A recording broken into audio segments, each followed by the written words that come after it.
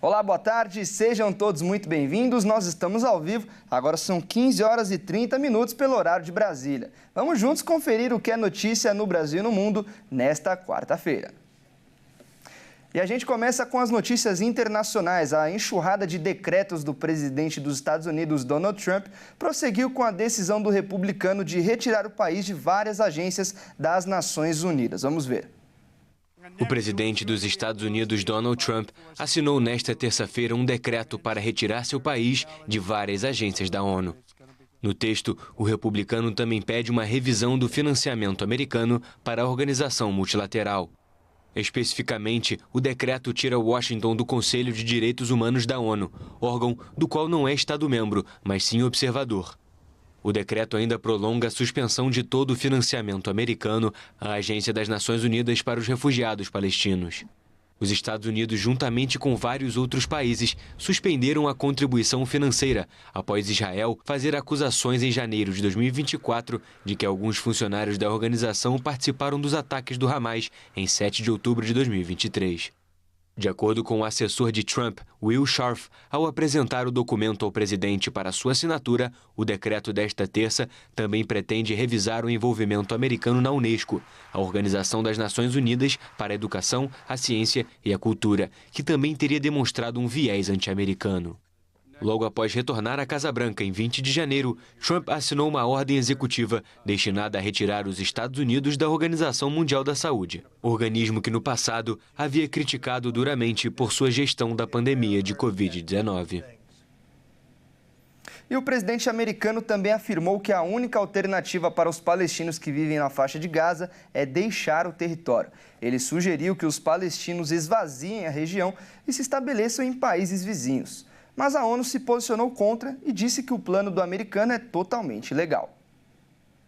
Após Donald Trump assinar uma ordem executiva retirando os Estados Unidos do Conselho de Direitos Humanos da ONU, o presidente americano ainda afirmou que a única alternativa dos palestinos que vivem na faixa de Gaza é deixar o território. A ideia de Trump é que o Egito e a Cisjordânia recebam os palestinos de Gaza, já que a região está totalmente devastada após sofrer diversos bombardeios durante os 15 meses de guerras travados entre Israel e Hamas. O Escritório de Direitos Humanos da ONU respondeu à fala de Donald Trump, dizendo que o plano do americano em esvaziar Gaza de palestinos e tomar o território é ilegal e que violaria o direito internacional humanitário. Além da ONU, alguns países árabes se juntaram e enviaram em conjunto uma carta ao secretário de Estado norte-americano, Marco Rubio, alertando sobre o risco de uma expulsão dos palestinos. Na carta, o apelo dos árabes diz que a reconstrução em Gaza deve ser feita por meio do envolvimento direto e da participação da população. E finalizam dizendo que, como a terra é do povo palestino, então eles devem estar presentes em todo o período da reconstrução da cidade. Apesar da Palestina ser reconhecida como um Estado por muitos países e também pela ONU, ela não é um país plenamente soberano no sentido tradicional, pois não tem controle total sobre seu território, fronteiras e governo. Seu território é dividido em duas partes, uma liderada parcialmente pela Cisjordânia e a outra pelo Hamas. Muitos países defendem a criação de um Estado independente da Palestina, mas as negociações estão travadas há anos. E aqui no Brasil, o presidente Lula criticou o plano dos Estados Unidos de assumir a faixa de Gaza. Ele defendeu a criação de um Estado palestino e disse que quem tem que cuidar de Gaza são os próprios palestinos. Vamos ouvir. Os Estados Unidos participou do incentivo a tudo que Israel fez na faixa de Gaza. Então não tem sentido o presidente dos Estados Unidos se reunir com o presidente dos Estados Unidos, de Israel, o Netanyahu, e dizer, olha, nós vamos ocupar Gaza e vamos recuperar Gaza e vamos morar em Gaza, e os palestinos vão para onde? Aonde que eles vão viver? Qual o país deles? Ora, então é uma coisa praticamente incompreensível por qualquer ser humano. Eu acho que as pessoas precisam parar de falar aquilo que lhe vem na cabeça e começar a falar aquilo que é razoável para que a gente possa consolidar o processo de respeitabilidade no mundo, o processo democrático no mundo. E após a saída de Trump, a Argentina anunciou também que vai deixar a Organização das Nações Unidas. O governo argentino diz que ainda pretende se retirar de outros espaços. Vamos ver. A Argentina vai se retirar da Organização Mundial da Saúde.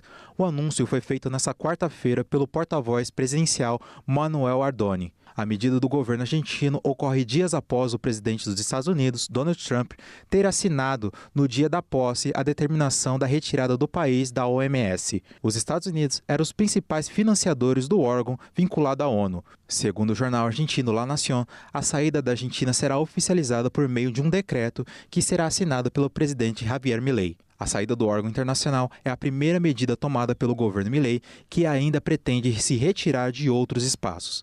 O principal motivo da retirada pelo governo argentino é o custo de ser membro, que em estimativa custa 10 milhões de dólares ao ano, além de custos com salário, diárias e assessores do representante argentino na entidade. O governo argentino se aproxima do americano após Javier Milei ter assumido em dezembro de 2023. Com alinhamentos ideológicos e conservadores, Milei segue os passos de Trump. E o presidente da Ucrânia, o Volodymyr Zelensky, afirmou em uma entrevista que está disposto a manter conversas diretas com o líder russo Vladimir Putin e junto com outros participantes também para terminar a guerra que começou há quase 3 anos com a invasão da Rússia.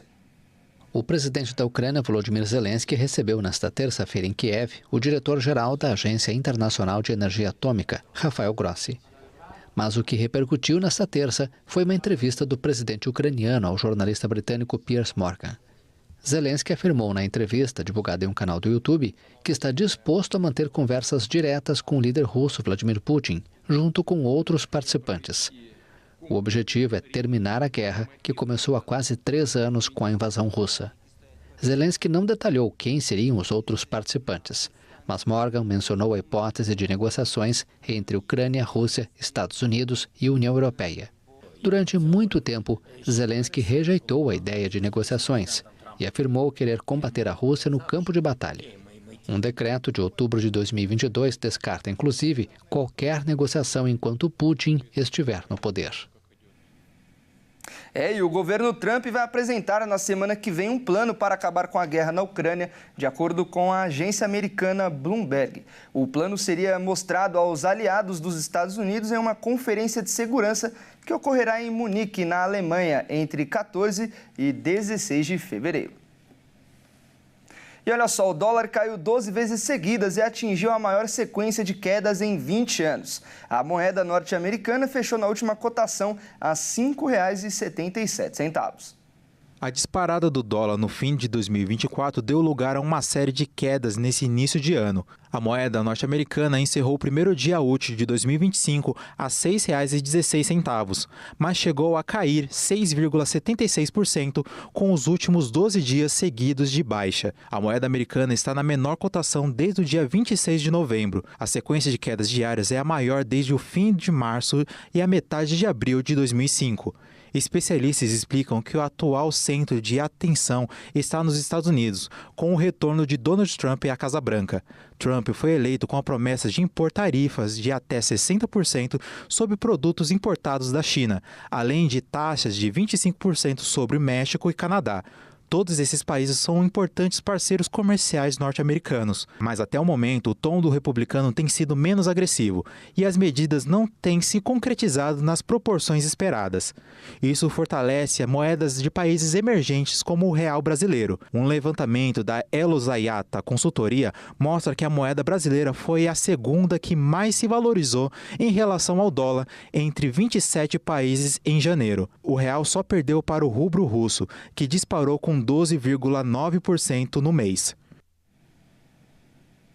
E o governo federal vai pagar mais de 30 bilhões de reais de abono a quase 26 milhões de trabalhadores. Os brasileiros nascidos em janeiro já podem consultar se têm direito ao abono salarial. Está liberada a consulta aos trabalhadores sobre o direito ao abono salarial PIS/PASEP 2025, referente ao ano base 2023. O pagamento começa em 17 de fevereiro para os beneficiários nascidos em janeiro e segue de acordo com o calendário. O abono salarial é um benefício no valor de até um salário mínimo, concedido anualmente a trabalhadores da iniciativa privada, pelo PIS, e a servidores públicos pelo PASEP, que atendem aos requisitos do programa. No geral, tem direito ao abono pessoas que trabalharam durante pelo menos 30 dias no ano base e receberam até 2 salários mínimos por mês. O calendário de pagamento de 2025 foi unificado. Assim, tanto os trabalhadores da iniciativa privada como os servidores públicos vão receber de acordo com o mês de nascimento de cada beneficiário. O banco de recebimento, data e os valores, inclusive de anos anteriores, estão disponíveis para consulta no aplicativo Carteira de Trabalho Digital e no portal gov.br. Os valores ficarão disponíveis para saque até o encerramento do calendário, em 29 de dezembro de 2025. Segundo o Ministério do Trabalho, ao todo, em 2025, serão disponibilizados 30 bilhões e 700 milhões de reais para pagamento do benefício a cerca de 25 milhões e 800 mil trabalhadores. E ainda falando da economia brasileira, o ministro da Fazenda, Fernando Haddad, entregou ao presidente da Câmara, Hugo Motta, a lista com 25 projetos prioritários para a economia do país. Os dois se reuniram na Câmara no primeiro encontro após a eleição de Motta. A pauta conta com 25 iniciativas, sendo que 15 ainda dependem do Legislativo, 8 projetos que já estão tramitando e 7 que serão encaminhados nas próximas semanas. A lista entregue por Haddad ao Legislativo foi dividida em eixos de estabilidade econômica, melhoria do ambiente de negócios e transformação ecológica. Entre os principais pontos listados pelo governo estão a reforma tributária sobre a renda, o fim dos supersalários no serviço público, a reforma da Previdência Militar e a regulamentação das Big Techs. No caso da isenção do imposto de renda, Haddad afirmou que haverá compensação financeira. Após o encontro, os políticos fizeram um breve pronunciamento, com destaque para a parceria entre o Legislativo e Executivo no esforço para melhorar a economia brasileira. Quando você incide para melhorar o ambiente de negócio, melhorar as relações contratuais, você melhora muito as possibilidades de crescimento da economia. Nunca vai haver uma bala de prata. Mesmo a reforma tributária, com toda a sua grandeza, ela tem a repercussão no PIB, mas diluída no tempo. Então, é tijolinho por tijolinho que nós vamos construir uma economia mais robusta. Que nós temos todo o intuito, todo o espírito de ajudar nessa agenda, porque é uma agenda de país. O Brasil tem um grande desafio econômico para o ano 2025 e nada melhor do que essa cooperação entre o Poder Legislativo, o Poder Executivo, para que a agenda aqui seja priorizada e possamos entregar o melhor para a sociedade brasileira. Conte conosco, vamos em frente, vamos ao trabalho. Vamos falar agora sobre o clima. Em 2024, 6 milhões de brasileiros viveram 5 meses sob o calor extremo. O impacto foi maior na região norte do Brasil. Vamos ver. O calor atingiu todo o país no ano passado. De acordo com dados de satélite do Instituto Nacional de Pesquisas Espaciais, todas as cidades brasileiras enfrentaram ao menos um dia com temperaturas máximas extremas. Mas, em mais de 100 cidades brasileiras, cerca de 150 dias foram sob calor extremo. Isso significa temperaturas que muitas vezes ultrapassaram os 40 graus. O total de dias quentes no ano de 2024 superaram os valores mais altos vistos na série histórica, o que configura um extremo de calor. Para o mês de novembro, a temperatura em Belém, capital do Pará, é considerada extrema quando é maior que 33,9 graus. Neste mês, a cidade registrou temperaturas que superaram essa máxima e chegaram a 37,1 graus. O levantamento considerou informações de 5.571 municípios brasileiros. Pouco mais de 100 ficaram de fora, o que inclui as capitais João Pessoa e Recife, já que a resolução pelo satélite não conseguiu alcançar algumas cidades na faixa litorânea. As altas temperaturas em 2024 contribuíram para o cenário da pior seca da história do Brasil, mas foi mais grave no norte, deixando rios secos e populações isoladas sem acesso a serviços básicos. Além disso, mais de 30 milhões de hectares de mata queimaram. O fogo é reflexo de ação humana, mas a proporção é consequência da falta de umidade, resultado das altas temperaturas. E por falar em extremo calor, o Rio Grande do Sul alcançou uma marca impressionante. A cidade de Quaraí registrou 43,8 graus e, de acordo com a Climatempo, essa é a maior temperatura já registrada no estado. Vamos ver mais informações com a repórter Kátia Fantin. O protetor solar, uma garrafinha de água e até mesmo boné se tornaram itens indispensáveis dos últimos dias. Isso porque o gaúcho nunca sentiu tanto calor. É o que diz o Instituto Nacional de Meteorologia, que oficialmente nesta terça-feira mostrou que o Rio Grande do Sul foi o local mais quente do Brasil e também bateu o recorde de calor histórico no estado, o que foi registrado em Quaraí, na fronteira com o Uruguai, 43,8 graus. Além disso, Porto Alegre também teve um dia de intenso calor, com os termômetros chegando a 37,3 graus no meio da tarde, sendo o dia mais quente do ano na capital gaúcha.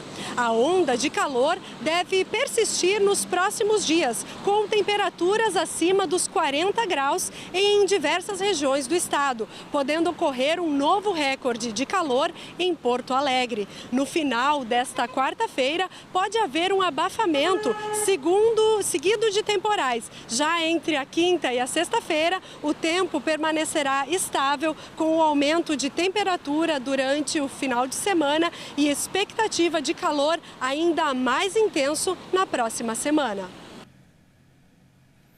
Dá para ver que lá onde a Kátia está fazendo muito sol. Agora vamos ao Mato Grosso do Sul, isso porque jovens que faziam movimentações milionárias e ostentavam nas redes sociais uma vida de luxo, conquistavam com dinheiro do tráfico de cocaína. Eles foram presos em uma operação da Garras em Mato Grosso do Sul. Vamos conferir mais informações com o repórter Wellington Paiol. 6 jovens que têm entre 20 e 30 anos de idade foram presos pela Garras, a delegacia especializada de repressão a roubos a bancos e resgate a assaltos e sequestros. Durante a operação Facilitem Vitam, deflagrada em Mato Grosso do Sul, eles respondem por tráfico de drogas, lavagem de dinheiro e organização criminosa. Um 7º integrante também já foi identificado, mas continua foragido. Ao todo foram cumpridos 15 mandados, sendo 2 em Corumbá, na fronteira do Brasil com a Bolívia, e o restante na capital Campo Grande.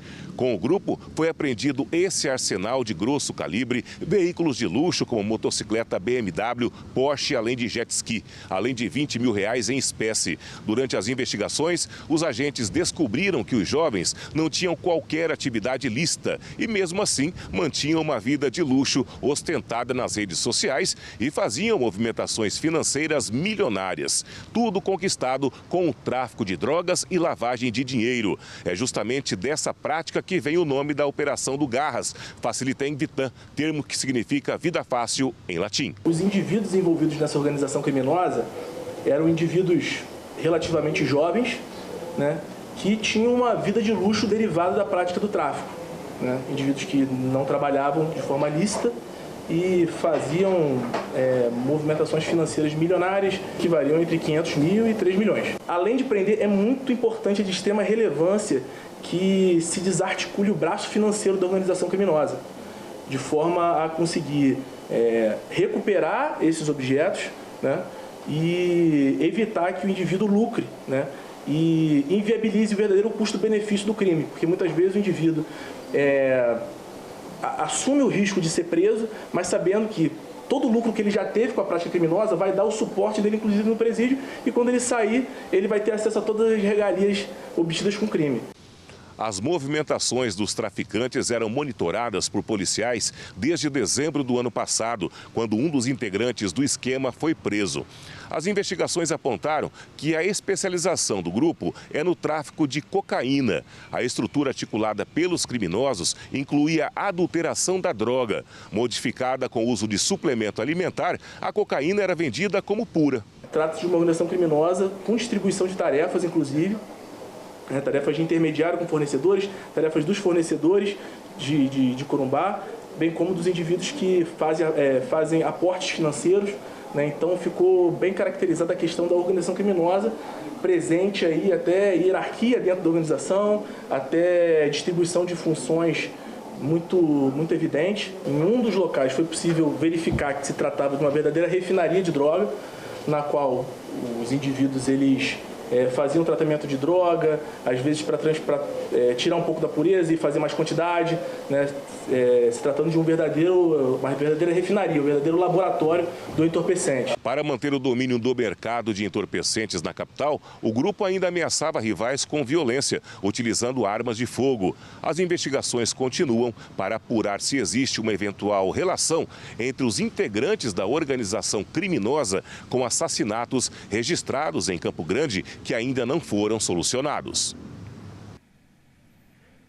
E olha só, 9 casos e 5 mortes por febre amarela foram registradas em São Paulo. O Ministério da Saúde emitiu um alerta para outros 3 estados e recomenda a vacinação contra a doença. Vamos conferir. O estado de São Paulo registrou 5 mortes por febre amarela nesses primeiros meses de 2025. Do total, 4 foram no interior paulista e 1 em Santo André, na região metropolitana de São Paulo. Nenhuma das vítimas estavam vacinadas.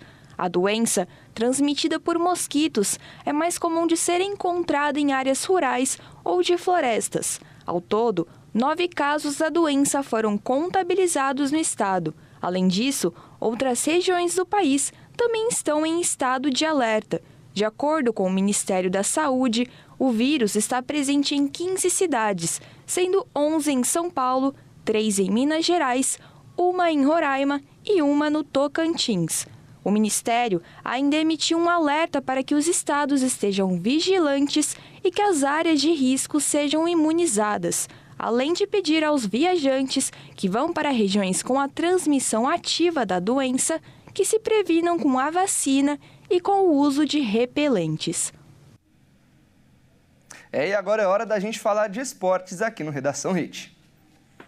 E como sempre, quem traz as informações é o Caio Veríssimo. Boa tarde, Caião, seja muito bem-vindo. E a gente começa falando do Neymar. Finalmente chegou o dia que todo santista estava esperando. Hoje é dia da estreia do Camisa 10, não é mesmo? Exatamente, todo mundo estava esperando, Fernando. Boa tarde a você, boa tarde a todos que nos assistem. Bom, chegou a hora do Neymar estrear nessa noite. Santos e Botafogo de Ribeirão Preto se enfrentam e, claro, toda a expectativa está na volta do craque. Vamos ver. O dia mais aguardado pelo torcedor santista nos últimos 12 anos finalmente chegou. Neymar Júnior inicia nesta noite sua nova era pelo clube após sua saída em 2013. O Santos vai enfrentar o Botafogo São Paulo às 21h35 pela 7ª rodada do Campeonato Paulista na Vila Belmiro. Neymar reestreia pelo Santos no dia do seu aniversário de 33 anos e deixa claro a todos que está plenamente feliz. O craque precisava sentir novamente o amor da torcida e estar com os amigos e familiares na Baixada Santista. A meta do jogador é retomar ao bom condicionamento físico, a alegria e paixão em jogar futebol e ficar o quanto antes disponível para retornar à seleção brasileira. Por isso, quer engatar uma boa sequência de jogos no Peixe. O craque tem chance de começar como titular, mas se iniciar no banco será usado no segundo tempo. A forma física do jogador vem agradando aos santistas nesses primeiros dias de trabalho. Neymar está em plena forma física e treinou sem qualquer tipo de restrições. Continua veloz e capaz de executar todos os movimentos que sua posição em campo pede. A pressa para Neymar atuar também se dá ao seu contrato curto com o Peixe, até 30 de junho deste ano. Nesses 5 meses, o craque poderá fazer apenas 24 jogos no total, contando estadual, Brasileirão e Copa do Brasil. No Paulistão, até 10 jogos se o Santos for à final. Os jogos de ida e volta da terceira fase da Copa do Brasil e as 12 primeiras rodadas do Brasileirão até 15 de junho, quando a competição será paralisada por conta do Super Mundial de Clubes. A seleção brasileira tem jogo das eliminatórias da Copa no fim de março contra Colômbia e Argentina. E Dorival Júnior está de olho na situação física de Neymar, que, se estiver tudo em ordem, é certeza de convocação. O período, inclusive, antecede o início do Campeonato Brasileiro. Para esta noite, existe a promessa de uma grande festa. Após anúncio de Neymar, o quadro de associados do Santos foi a quase 73 mil e, com isso, vendeu todos os ingressos para o jogo de hoje. Prepara uma série de ações para exaltar a reestreia do ídolo com a camisa 10. Uma dessas ações é em conjunto com o Sem Parar. O torcedor que pegar a estrada para chegar à Baixada Santista terá o pedágio pago pelo clube. Após esse jogo, os 2 próximos compromissos do Peixe serão fora de casa, contra o Novo Horizontino no domingo e contra o Corinthians no dia 12 na Neoquímica Arena.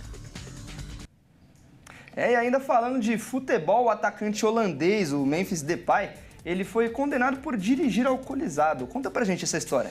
Pois é, Fernando. Bom, ele foi condenado a 4 meses de prisão por dirigir sob efeito de álcool lá em Mônaco. Tudo aconteceu durante as férias de verão do ano passado, muito antes de pensar em vir jogar no Corinthians. Bom, o Memphis estaria dirigindo um Rolls Royce de maneira perigosa pelas ruas de Mônaco, o que chamou a atenção das autoridades, que o pararam e realizaram o teste do bafômetro. Identificaram que o jogador estava alcoolizado. A pena, porém, está suspensa e condicionada a medidas cautelares a serem cumpridas. O jogador pagará uma multa de 9 mil euros, que equivale a 54 mil reais. Além disso, ele está proibido de dirigir em Mônaco por 2 anos. Mas o corintiano pode ficar tranquilo, Fernando, que amanhã ele vai estar em campo para o jogo contra o Palmeiras. É uma boa notícia, então, para os corintianos. E, mudando de assunto, uma nova tecnologia do VAR promete agilizar as decisões dos juízes lá dentro de campo, auxiliando nos impedimentos e garantindo mais tempo de bola rolando, não é mesmo? Exatamente, Fernando. O impedimento semiautomático são várias câmeras no teto do estádio que prometem dar mais precisão nas decisões do VAR. Vamos conferir. A Premier League, principal liga de futebol da Inglaterra e considerado por muitos como o melhor campeonato do mundo, anunciou para a próxima temporada a implementação da tecnologia semiautomática para impedimentos. De acordo com o comunicado, o sistema fornecerá posicionamento mais rápido da linha de impedimento virtual, produzindo gráficos de transmissão de alta qualidade para garantir a experiência aprimorada no estádio e na transmissão para os torcedores. A ideia é que essa nova tecnologia ajude o VAR na tomada de decisões muito mais rápidas e precisas, já que o tempo gasto para a decisão final do juiz, em muitos casos, passam de 3 minutos, o que gera ainda mais nervosismo e frustração nos jogadores e torcedores. No atual modelo, o VAR só pode usar as câmeras de transmissão de TV para tomar uma decisão de impedimento. Com a tecnologia semiautomática, o ponto crucial foi apostar em diversas câmeras instaladas sob o teto do estádio. Essas câmeras fornecem rastreamento ideal para todos os 22 jogadores, registrando pontos de dados para calcular sua posição exata em campo. Com isso, os pontos de dados estarão em todos os membros e extremidades que são relevantes para uma decisão de impedimento, incluindo o braço, dedos dos pés, joelhos e cabeça, facilitando com que o sistema saiba a posição exata de um jogador a qualquer momento. Com essa nova tecnologia, estudos da FIFA apontam que o tempo máximo para uma decisão passará a ser de 25 segundos, melhorando a fluidez das partidas. Isso aí, Fernando, eu fico por aqui. Um abraço a você e a todos que nos assistem. Até mais. Tá certo, Caio, até mais. Muito obrigado pelas notícias de hoje. Bom, e essa edição fica por aqui. Eu agradeço demais a sua companhia. E você que não é de São Paulo e não nos acompanha pela HIT, fique agora com a sua programação local. Muito obrigado pela audiência e até mais.